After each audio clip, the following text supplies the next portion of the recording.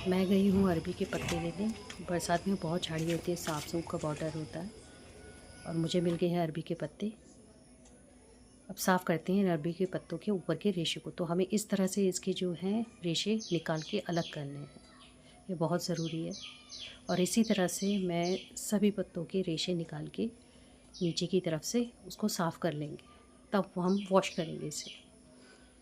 ये देखिए, इस तरह से मैंने इसके पूरे रेशे फाइनली मैंने ये अरबी के पत्ते हैं जिसको मैंने इसके ऊपर का डंठल लेकर के पूरा इसको छील लिया है। अगर आप इसे नहीं छीलेंगे तो इससे गले में जो है कड़वाहट सी करास सी लगती है, तो इसको साफ़ कर लेना है। और मैंने अच्छी तरह से दोनों तरफ से वॉश कर लिया है। आजकल बारिश में क्या होता है कि यहाँ इस साइड में, क्योंकि ऊपर से तो पानी इस साइड से नीचे निकल जाता है, बट इसके बैक साइड में बहुत से कीड़े होते हैं, ख़ास तौर से जो मकड़ियाँ छोटी छोटी ना, उसके बच्चे इस साइड पर रहते हैं। तो आपको ये अच्छी तरह से कपड़े से पोंछ के, तो मैं यूज़ कर रही हूँ राजधानी बेसन। आपके वहाँ जो भी अवेलेबल हो वो बेसन यूज़ कीजिए। मैं एक्चुअली यही यूज़ करती हूँ, मुझे ये ठीक लगता है। और मैंने अपने अरबी के पत्तों के हिसाब से बेसन ले लिया है। अब इसमें मसाले ऐड करूँगी। तो अब मैं मसाले ऐड करने वाली हूँ। और मुझे मसाले के डब्बे में सारे मसाले कलरफुल जो है ना, देखकर बहुत अच्छा लगता है। जिस तरह से पेंटर पेंटिंग करते हैं, उस तरह से हम जितनी भी गृहिणियाँ खाना बनाने में इन कलरफुल मसालों का यूज़ करके खाना उतना ही टेस्टी और स्वादिष्ट बनाती हैं, है ना। आपको भी मज़ा आता होगा मेरी तरह कुकिंग में इन सब मसालों को यूज़ करते हुए, एंजॉय फन के साथ टेस्टी कुकिंग करने में। तो मैं यहाँ सबसे पहले ले रही हूँ 1 चम्मच नमक, जो लगता है थोड़ा सा और जाएगा, तो मैंने 1.5 चम्मच नमक ले लिया है। और इसी के साथ मैं ले रही हूँ मिर्च। इतना ही मिर्च बहुत है क्योंकि बच्चों ने भी खाना है, तो कम मिर्च ही डालूँगी मैं।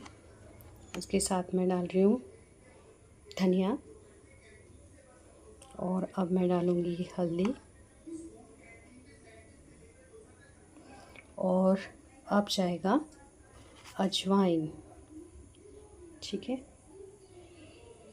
तो मैंने ये आधा चम्मच अजवाइन भी डाल दिया है। अब सबसे मेन बात है कि आपको इस अरबी के पतोड़ बनाने के लिए इसमें खट्टा डालना ज़रूरी है।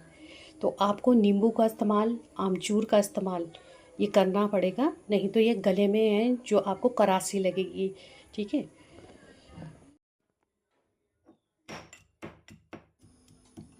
तो अब मैंने मिर्च और लहसुन का इस तरह से कूट के दरदरा पेस्ट बना लिया है, जिसको अब हम बेसन के साथ ऐड करेंगे। तो ये हो गया तैयार हमारा पेस्ट। अब बेसन किस तरह का है उसके हिसाब से इसमें पानी जाता है। तो अब मेरा इसमें लगा है आधा कप पानी। तो मैंने ये पेस्ट जो है बना ली है। थोड़ा सा गाढ़ा रखना है, ठीक है, लिक्विड फ्लो में नहीं रखना है, तो हमें थोड़ा सा इसको गाढ़ा रखना है। तो मेरा बस इतना पानी लगा है। मैंने जो ओखल था जिसमें पूरा भर के लिया था, जिसमें इतना पानी बच गया है अभी, तो आधा कप पानी लगा मेरे इस बेसन में। तो अब ये हमारा बेसन पेस्ट रेडी हो गया है। अब इसमें एक ज़रूरी चीज़ है जो मैंने आपको पहले बताई, इसमें खट्टा ऐड करना है। तो मैं चुटकी में जाके नींबू लेके आती हूँ। तो मैं ले आई हूँ नींबू और मैंने इसको काट लिया है। अब इसका जूस को हम डालते हैं इस पेस्ट के अंदर।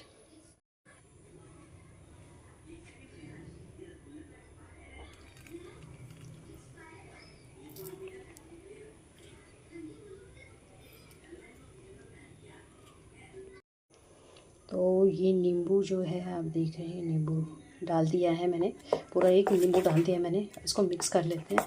अब एक हाथ से मैं वीडियो बना रही हूँ और एक हाथ से मिक्स, तो ये बर्तन हिल रहा है। मैं मिक्स करके फिर आपसे आगे बात करती हूँ।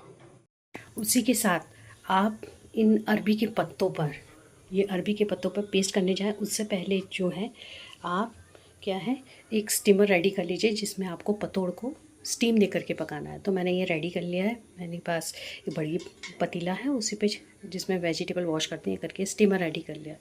तो तब तक हम क्या करते हैं, अरबी के पत्तों पर मसाला लगाना शुरू करते हैं, जब तक हमारे स्टीम में भाप जनरेट होती है। ओके। तो सबसे पहले हम बड़ा पत्ता लेंगे जिसमें मैंने अच्छी तरह से बेसन लगा लिया है, और फिर उसके साइज़ के हिसाब से आप छोटा छोटा पत्ता उसके ऊपर रखेंगे। तो मैंने इन 2 पे लगा लिया है और अब मैं इसके ऊपर रख रही हूँ। ठीक है, तो इस पर हम बेसन अच्छी तरह से लगा लेंगे। तो मैंने ये बेसन अच्छी तरह से मल के इस पर लगा दिया है। अब हम इसको यहाँ से फोल्ड करेंगे। ठीक है, इस साइड से भी हम ऐसे इसको फोल्ड करेंगे। अब इस पर भी हमने बेसन लगाना है। आप नहीं मानेंगे ना, मैंने ये बेसन मैंने चखा, जो इसका पेस्ट बनाया बहुत ही टेस्टी टैंगी सा टेस्ट आ रहा है। जैसे हम सब लड़कियों को खट्टा पसंद है, अभी वैसा हो रखा है। तो हम इसको रोल करते जाएंगे।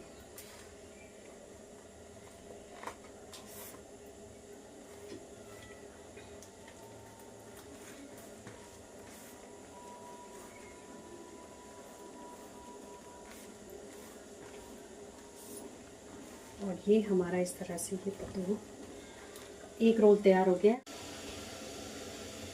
तो हमारा ये जो मैंने स्टीम तैयार किया था, इसमें अच्छे से आप देख रहे हैं स्टीम तैयार हो गई। अब मैं इसमें रखने वाली हूँ पतोड़।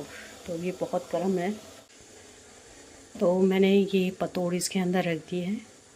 अब ये स्टीम में थोड़ी देर पकेंगे, तो कम से कम इसको 5 मिनट रखना है। ठीक है,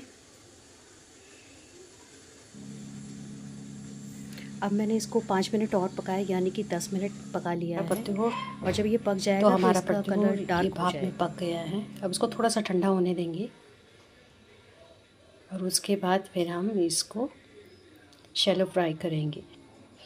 आप चाहे तो इसको बेसन में कोट करके आप इसको डीप फ्राई भी कर सकते हैं, पर हमारे घर सभी हेल्थ कॉन्शियस है, तो मैं सिर्फ 1-2 चम्मच तेल में ही इसको टोस्ट करूँगी। तो इसको थोड़ा सा ठंडा होने देते हैं। तब तक मेरे पतोड़ ठंडे हो रहे हैं, तब तक मैं तड़के के लिए इसमें थोड़ा राई जीरे का तड़का लगाती हूँ ऑयल डाल के। अगर आपके पास जख्या है तो जख्या का तड़का लगाइए। मेरे पास है राई, तो मैं 1 चम्मच राई का तड़का लगा रही हूँ। इसी के साथ मैं ऐड कर रही हूँ इसमें जीरा। थोड़ा क्रैकल होने देंगे ये हम अपने। अब इसमें हम ऐड करेंगे अपने पतोड़। ये देखिए, मैंने इस तरह से इसके राउंड राउंड पीसेस काट लिए हैं।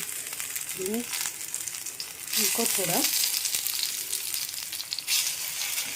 दोनों तरफ से सेकूंगी। जैसे आप रोटी सेकते हैं उसी तरह से इसको सेकना है।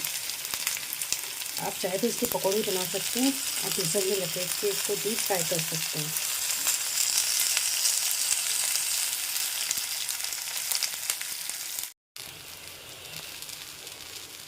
तो आप जो पतोड़ है जब वो भाप में पक जाएं तो आप थोड़ी देर उसको ठंडा होने दें। इससे क्या होगा, वो टाइट हो जाएंगे और आपको काटने में आसानी होगी।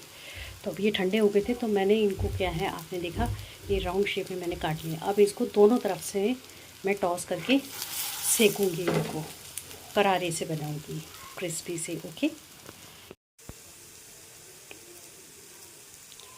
तो इसी तरह से करारे करके हम दोनों तरफ से सेकेंगे।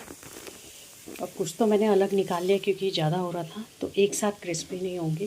तो मैं पहले इतने को अच्छी तरह से पका करके क्रिस्प कर लूँगी।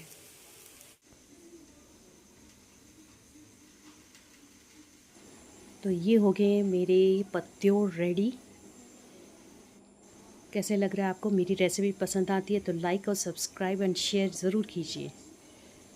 इसी के साथ मैं एक और बात कहना चाहती हूँ कि मेरे हस्बैंड को ये रेसिपी इतनी पसंद आई है, मतलब इस बार के इतने टेस्टी बने कि उन्होंने दोबारा से बनाने की डिमांड कर दी है।